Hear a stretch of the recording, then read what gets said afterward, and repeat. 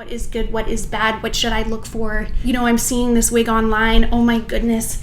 Is it going to be a good wig for me? I just can't tell from the pictures. Hi guys, welcome back to Wigs with Steph. Today I am answering your question on what makes a wig good or bad, because I really do get asked this a lot. Well, first and foremost, I don't like to put wigs in boxes.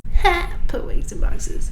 I don't like to say a wig is good or bad because there's different price points and the quality of a wig will typically be reflected in that price point. Most of the time when you found a good, reliable company, your wig's price will typically reflect the amount of effort and work and quality of the cap construction. It will reflect the quality of your wig. I wanted to mention is a really great lace front. Now, this isn't to say the lace front needs to be absolutely perfect, at least in my mind, because as you go along your wig journey, you'll learn what looks best on you and you'll learn how to, for example, pluck a lace front if and when you need to. And sometimes, for example, you'll be able to find a really beautiful wig with all the features you're looking for, including the lace front, but maybe that lace front has a really stark line, which means if you were to lift the front of your hair, maybe it's a really stark line going across of hair, and that to you maybe wouldn't look as natural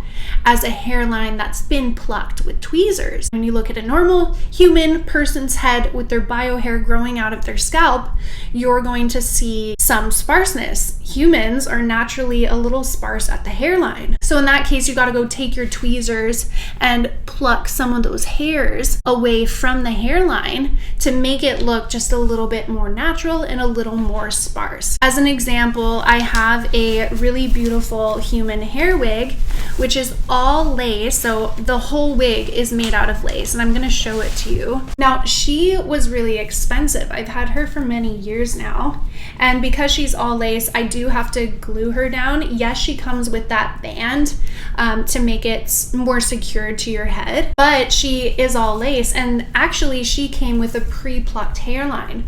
So when this goes on your head, the hairline is virtually invisible, and it goes all the way down and all the way to the back. After you glue it down, nobody can tell you're wearing a wig. There's no thick hairline, it's more sparse at the front, but that was reflected in the price because this was a pre-plucked human hair wig with bleach knots everywhere. I'm not gonna lie, she was really expensive. This is the type of wig that you maybe want to buy once, have for a couple years, take really good care of her, and just absolutely adore her when you wear her. This is a wig that you would wear for updos, if you wanted to do a really slick hairstyle on the top of your head, maybe a ponytail. This would be a perfect wig for that because she is all lace. But again, it is reflected in that price point. So I would call this a very, very good wig, a high quality wig for sure, because of the cap construction, because she is all lace, because she has been pre-plucked,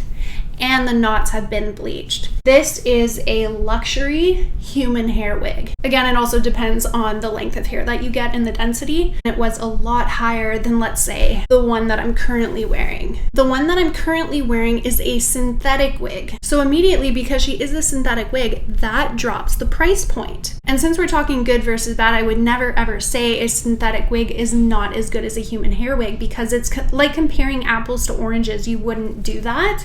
There's a purpose and there's a place for each type. And I wear a lot of synthetic wigs and I wear a lot of human hair wigs, and both sort of have their pro and cons. And if you're interested in that, I did another video talking all about human hair wigs versus synthetic, and I urge you to watch that one next if you are curious about the differences, because I think the differences are really important to understand. But guys, there's absolutely nothing wrong with a synthetic wig, and I actually love synthetic wigs for many, many reasons. One of my most favorite reasons is that when you wash them, they will dry in the exact style you previously had them in, which is absolutely amazing. So another factor in my book, and probably one of the most important factors to me of whether a wig is good or bad, is does it have light knots at the front of the hairline? So how they've made this wig is obviously different than how they have to make the human hair wig to achieve the same sort of look But for example, on this wig, you can see that they've brought the highlights right up at the front of the hairline here, so you don't have those black dots. Now, I have worn other synthetic wigs in the past that do have those black dots at the hairline, and I think when I pull my hair up and away from that hairline and there's black knots sitting on my forehead, I think that's really obvious to someone who comes up close to you when they notice the black dots. And I'm not saying not to get a wig that doesn't have highlights coming up at the front and that do have the black knots. Some people don't care. Some people, it doesn't bother them. Going back to basics, it does bother me. If it's on a human hair wig, they actually bleach the knots. So as you can see on this one, it's all light. It's completely light along this hairline here. That's because it's been bleached. Now, a lot of human hair companies do not like to bleach knots because it hurts the integrity of the hair. It makes the hair a little weaker where it's been tied in. So I totally understand a company's decision not to bleach knots. But for me, especially when I'm spending money on a human hair wig and I'm paying more money for her, I want to use her for updos. I want the hair to be able to be slicked away from my face. It's really important to me that she has bleach knots. So to me, bleach knots makes a wig go from bad to good. Now, I just feel weird saying bad to good because I really don't think there is such thing as a bad wig. Like if you're spending $20 on a synthetic wig, well, it's probably just gonna look like a $20 wig. Is that bad? No. But some people would like to know the difference of what makes quality and what doesn't. It has to sort of match the industry standards, and it has to make sense why they're priced the way that they're priced. That's why I think buying wigs from reputable companies, reputable brands, is really, really important. That's why I like to make these reviews for you guys, all of my wig reviews, because I try to go into as much detail as possible to let you guys know, hey, there's something up with this wig, or wow, this is a fantastic wig for the price. Because I know that when you're first starting out with wigs, it can be really difficult to understand, like what is good, what is bad, what should I look for? I'm seeing this wig online. Oh my goodness, is it going to be a good wig for me? I just can't tell from the pictures. That is why I do these wig reviews. Okay, so I'm going to show you another synthetic wig that I own. She is a beauty, and this will kind of show my point a little bit. So this is a hand-tied cap. Now, hand-tied caps in the wig world typically considered a higher quality of wig because in a hand-tied cap, it means that each fiber has been individually hand-tied into the cap. And this is really cool because it means that when you flip your hair around or the wind blows, each fiber will move separately from the others versus like a weft of hair. And the cap that I'm wearing actually has wefts on it. So I'm gonna part my hair and turn around and hopefully the camera will pick it up. A weft is just when all of the hairs are basically in a clump on the cap. So what that means is when the wind blows or whatever, you're going like this, that section of weft will likely move together as one. It's just not as separate as individually hand tying. Hand tied is typically better quality. Now, that takes more time to create a cap construction of that nature. Therefore, the price point will be higher. On this wig, for example, even though it's a stunning cap and it's a stunning wig color and it's a beautiful fit, if I flip the wig over and we come to the very top of this hairline and we look at it, they have some lighter pieces that they brought to the front, but you do see some darker knots. And that's because not all of the fibers are light right up at the front of the hairline. Now, this may bother some people. I can tell you that it doesn't really bother me because there's not many black dots on the hairline. They're mostly lighter and you mostly can't see them. But when I wear this wig and someone comes up really close, yes, technically you can see a couple of darker knots, but it's not horrible.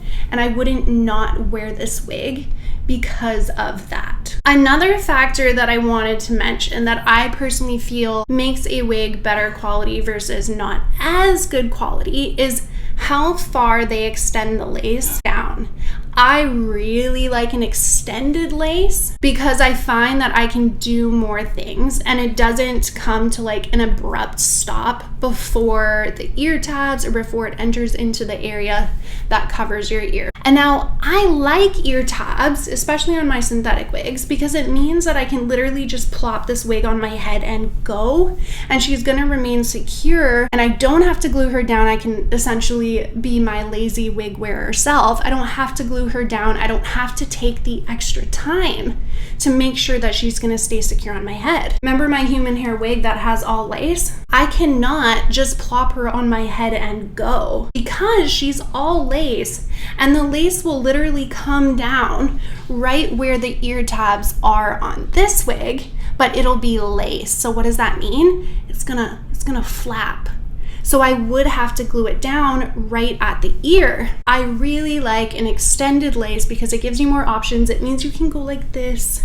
It means that you can like brush your hair, poked myself in the eye, brush your hair away from your face, and it's gonna allow you so much more option than a lace that's really short and at the front, for example, that sometimes you see on the Amazon wigs. It's just like this tiny little lace, and then you'll have like a chunk of hair just falling flat. Well, what does that mean? It means you're not going to be able to like go like this and have it look oh so totally natural, right? There are those wigs out there too that have absolutely no lace at all, and that is fine. If you want to purchase a wig that has absolutely no lace and is just a hard front, meaning maybe it has bangs, maybe the bangs cover the hairline so you're not going to see it anyways, that is totally fine, guys. I'm not saying don't get that, because absolutely the world is your oyster with wigs. You can do whatever you want. But when we're talking about quality, what to look for, things like that, an extended lace front is really nice to have. So I have another wig here that I wanted to show you guys. This wig is a great example because her lace front goes from here to here, but then it ends and enters ear tabs. This is not an extended lace front. Okay, first of all, please don't judge the style because I washed her and she's real human hair, so she poofed up and I did not style her. So like, no, she doesn't look the best right now. Just bear with me, okay? Because my point for showing you this is not the fact that I didn't style her. It's that her lace front goes from here to here, not extended, and then it stops. Now look what happens. Now we have this piece. You see this hunk of piece right here? That's essentially an ear tab that's going all the way back to hold the hair and secure this wig to my head, so I don't have to glue her down. It's a glueless look, which is great, but the lace front does stop here, sort of abruptly. So when I wear this wig, I don't necessarily want to pull the pieces up and away because you will see that. I want to like keep it down, right? Versus my other human hair wig that we started with at the beginning of this video is all lace. So this one is a lot more expensive. It's basically double expensive than this one to get all of that lace. Mind you, there's like a give and take, pro and con, right? Because this one I have to glue down, but this one I don't. Although this one looks more natural, I can pull this up and away from my head when I glue her down. This one, I kind of just have to keep her down. So it's like, how much do you want to spend?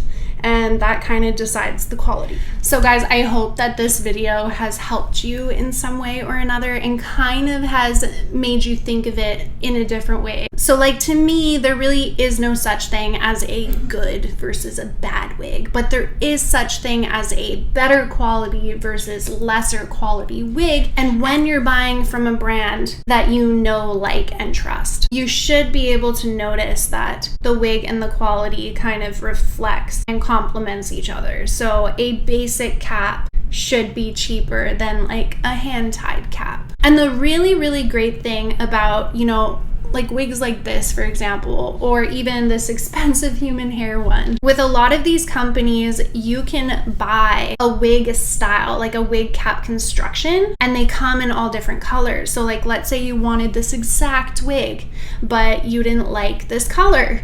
You could go onto the website and you could choose this exact wig in a different color, like a blonde or a red, right? That's the beauty of wigs, and that's the beauty with all of these companies, is that you get to kind of tailor them to yourself. You get to pick like, oh, do I want like the most expensive cap, and then what style, and then do I want like layers and whatnot. So you find those things first, and then you can decide on the color. At least that's what I do. I will have a link for popular videos. These are topics that people always ask me about, and I hope you'll consider maybe watching one of those next. Thank you so much for tuning in, guys. Have a wonderful day. I will see you next time.